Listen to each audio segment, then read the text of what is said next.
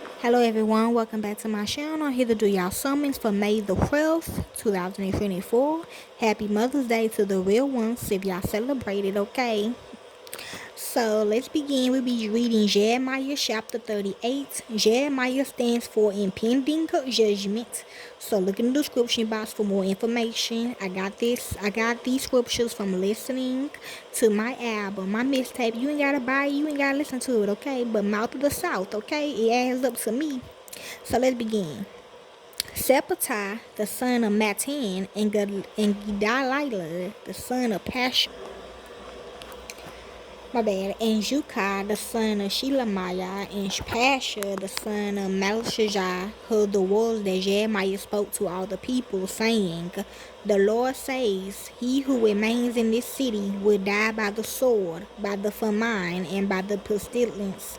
But he who goes out to the Chaldean will live, and he will escape with his life, and he will live.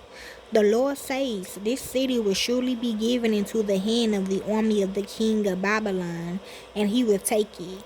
Then the princess said to the king, Please let this man be put to death, because he weakens the hands of the men of war who remains in this city, and the hands of all the people, in speaking such words to them. For this man doesn't seek the welfare of this people, but harm. Zedekiah the king said, Behold, he's in your hand, for the king can't do anything to oppose you.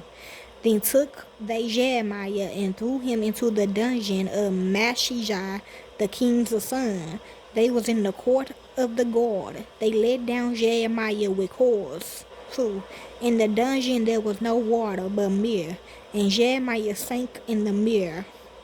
Now, when Edbelich, the Ethiopian, a eunuch who was in the king's house, heard that they had put Jeremiah in the dungeon, the king was then sitting in Benjamin's gate.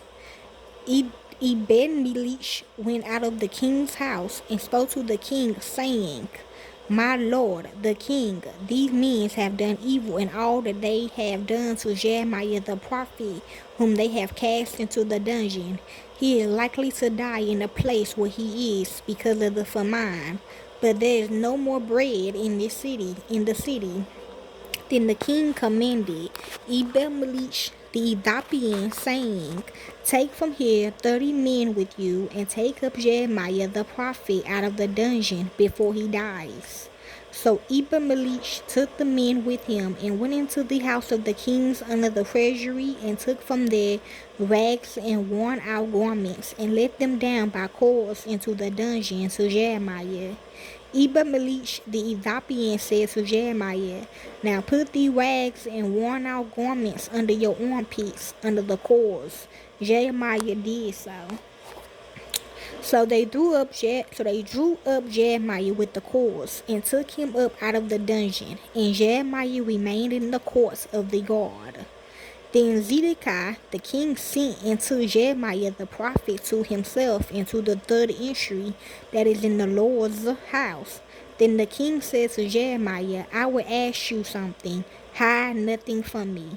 Then Jeremiah said to Zedekiah, If I declare it to you, will you not surely put me to death? If I give you counsel, you will not listen to me. So Zedekiah the king swore secretly to Jeremiah, saying, As the Lord lives, who made us this soul, I will not put you to death, neither will I give you into the hand of the men who seek your life. Then Jeremiah said to Zedekiah, The Lord, the God of hosts, the God of Israel says, If you will go out to the king of Babylon's princes, then your soul will live, and this city will not be burned with fire. You will live along with your house. But if you will not go out to the king of Babylon's princes, then this city will be given into the hands of the Chaldean, and they will burn it with fire, and you won't escape out of their hand. Zedekiah the king said to Jeremiah, I am afraid of the Jews who have defected to the Chaldean, lest they deliver me into their hand, and they mock me. But Jeremiah said, They won't deliver you. Obey, I beg you, the Lord's voice, in that which I speak to you, so it will be well with you, and your soul will live. But if you refuse to go out, this is the word that the Lord has shown me. Behold, all the women who are left in the king of Judah's house will be brought out to the king of Babylon's princes. And those women would say, your familiar friends have turned on you and have prevailed over you.